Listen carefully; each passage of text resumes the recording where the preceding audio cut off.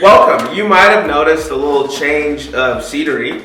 Somebody much better looking than Seb is here. The executive producer of the Aftershow, behind the scenes, making everything lit, is here present with us today, talking through the message.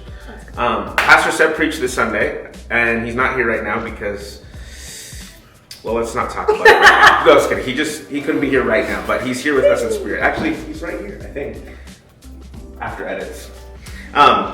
But we are talking through the week 4 of our sermon series called Mask Off. And this week, Seb preached an amazing word on this idea of how our surroundings and our environments with people and friendships, how it can feel so, it can pull us in all these different types of ways and making us feel like, man, I have to do this to fit in, or what do I need to do to actually feel loved? And then coming back to this reality and truth of what Jesus says is, I love you, and in fact, I love you so much that I died for you. So he preached essentially the gospel in a really powerful way and simple way, but we now are looking through how this plays out in our lives when it comes to feeling God's love and knowing that we're loved.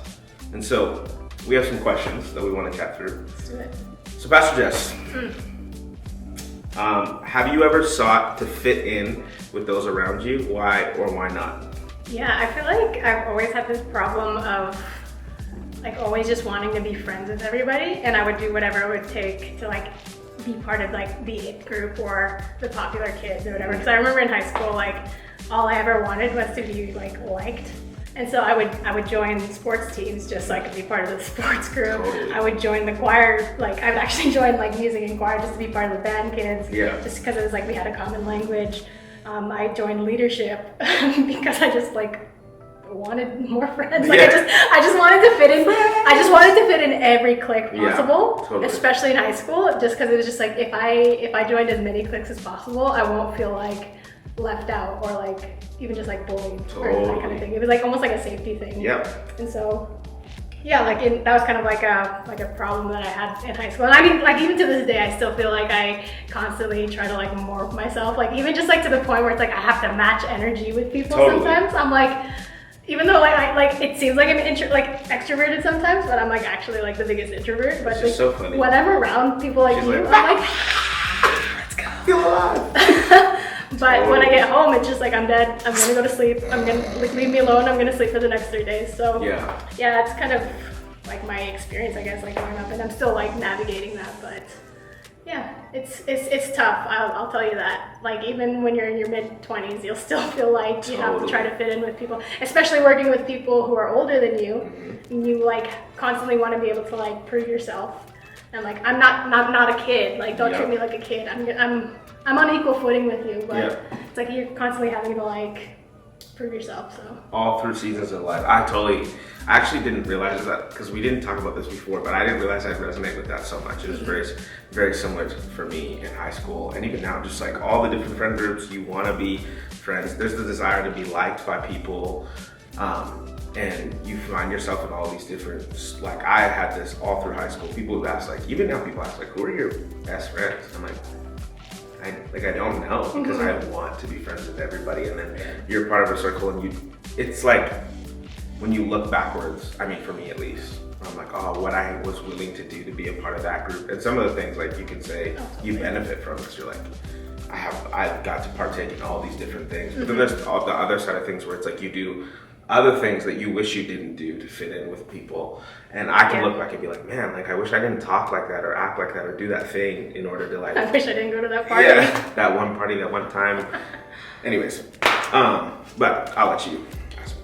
Yeah, so yeah, like with that being said, in seeking to fit in, have you ever found yourself changing who you are? I think we kind of like covered that. Yeah, we're about to go into it, so I was like... In the first part, but yeah, like kind of like that idea of like almost morphing yourself with people, even though that's like not actually inherently who you are. Totally. And you're just doing it for the sake of like, I just want to be cool. I just want to be liked by these people. We talked about that in our series in week 2 of just how often we can feel like, in order to survive maybe being with this group of people or to survive this space or place that I'm in, I'm going to mask myself this way. In order to like be accepted and loved in this environment, I'm going to mask myself this way. And we end up having all these different versions of ourselves.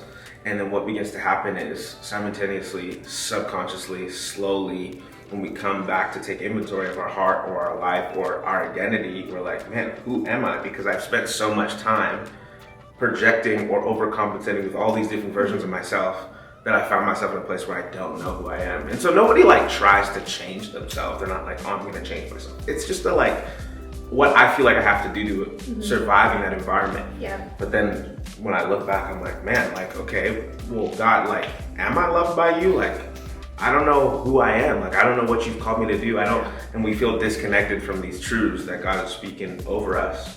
It is so tough. Yeah. So tough. And it's funny because like as you're saying that, I feel like you literally just explained what like being an Enneagram 9 is because it's like, again, like with this whole like mask on, mask off thing, like we put like it's an unconscious thing almost, where it's like we have to put a mask on because we actually don't really know who we are. And it's like we try to match everyone else that's around us. Like if I'm with someone who's more on like the mellow side, like just wants to chill, I'm cool with that. I can vibe with you. Same. But if I'm like with people like you or Pastor James, for example, I'm like, I'll vibe with that too. I'll match your energy. Yeah. Then at the end of the day, when I finally take the mask off, it's like, oh, I actually like don't know how my heart is right now because I spent so much time being other people that I don't actually know like myself. Yeah. Which is like a really weird space to be in sometimes. And so like like what you said, taking inventory is like so important because of all of like different personalities sometimes that we tend to take on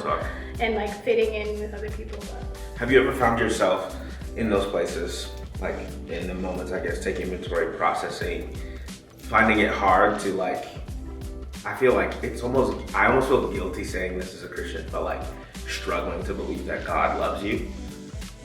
Are we gonna go there? Let's go in. I have moments. I have moments of like insane like vulnerability where it's just like I feel like I give so much, and at the end of the day, like if one little thing just isn't right, like or it doesn't seem like it's going right in my life, it feels like the entire world is gonna like fall apart. Real talk. Like it just feels like, oh, there's this one aspect of my life that I probably haven't given to God, but I'm just holding on to that because it's just like I believe in it, but it just feels like I want to have control over it. But God is always like surrender everything to me, and sometimes even that little part that I don't surrender, I hold on to that and I hold that against God sometimes. And that's kind of like where the enemy will start to attack because it's just like, oh, this is the one thing that God promised but he hasn't given me yet, and that's like one thing that I struggle with. And it's like, oh, it's like really having to give control, like actually making space for God to like actually take a hold of your dreams even. Totally. Like, that's a hard thing to do, surrendering that. So hard. That's real. We went there. Like, we're swimming. We're treading water in the deep end right now. Holding back the tears. But it's so true. Like, in so many moments where we know, we have it recited, like God's love. He loves you. He died for you. But in the moments where you're like, even just in the simple like context of love languages, like how we express that to people and how we receive it and how we're designed, and then struggling to connect with God God, acts of service is my love language, but just like so many things where it's like, God, you say that your love is vast, the ocean, and you have promises and a purpose and a plan and all these things, desires of my heart, your heart, that like would exceed all my expectations.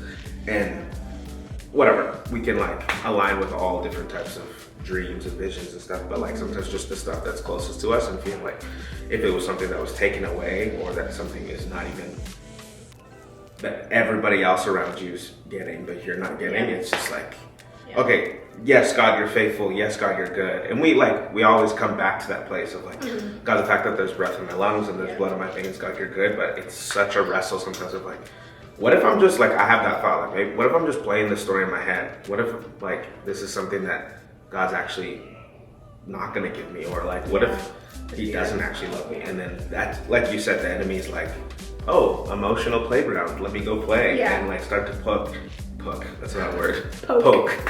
What is poke? Start to poke at you, and you start to play You start to play hockey. Hockey with your hockey stick.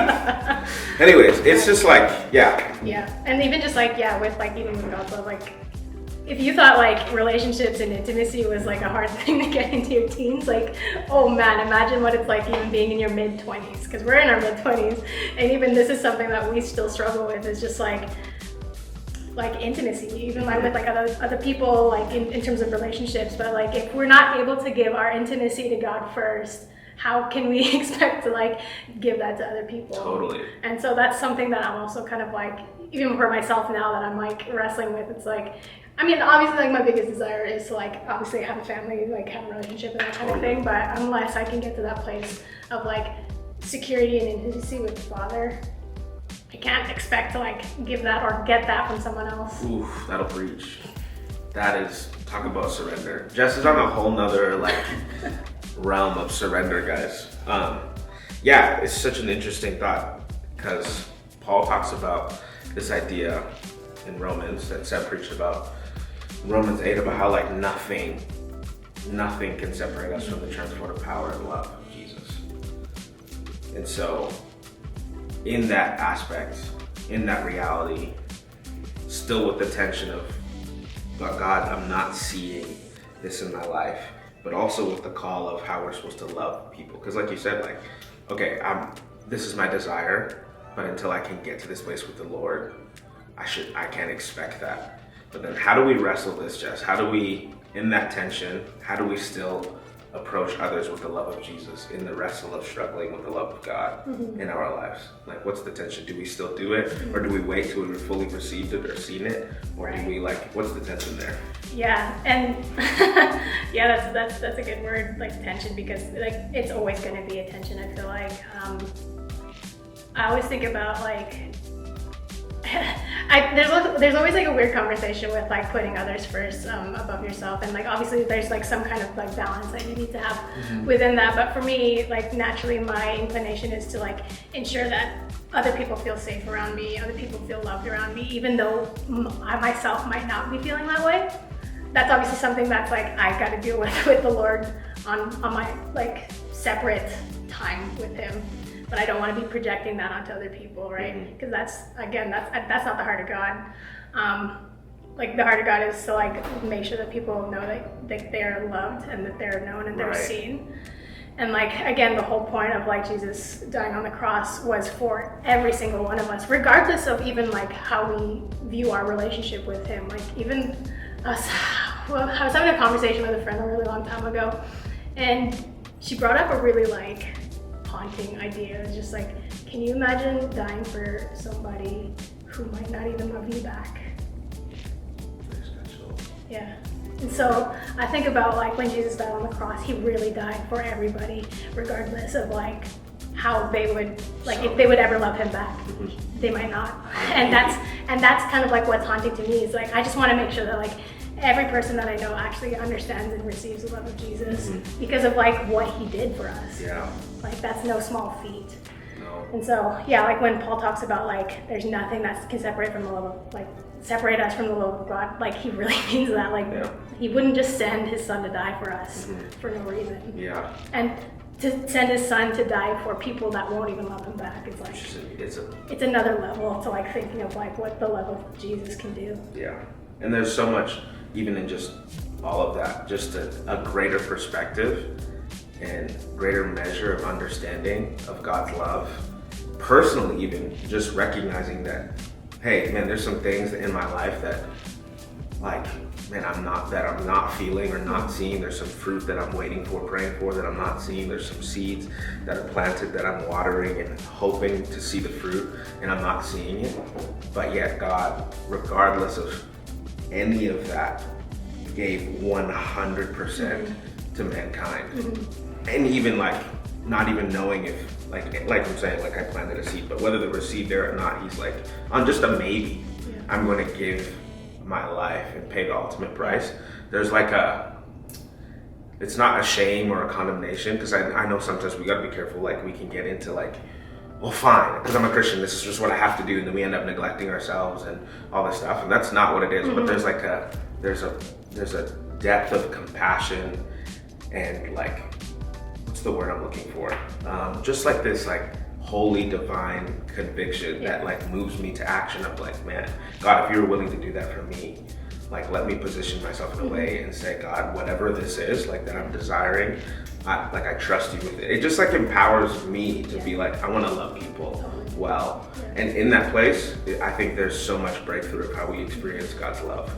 So and even in that, like there's an incredible opportunity to like even bridge the gap, like stand in the gap for those as well. And that's kind of like the idea of justice even. It's just like, because it's such an honor to be loved and to be known by the King and beloved by the King, that it's just like, I need, like not even like I need, it's just like people need to know what this love is like. Because again, there's like, this world is broken, like people are broken.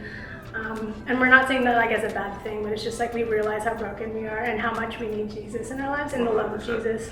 And a redemptive kind of love too, that just like helps restore even like our view of love, because that's been distorted as well.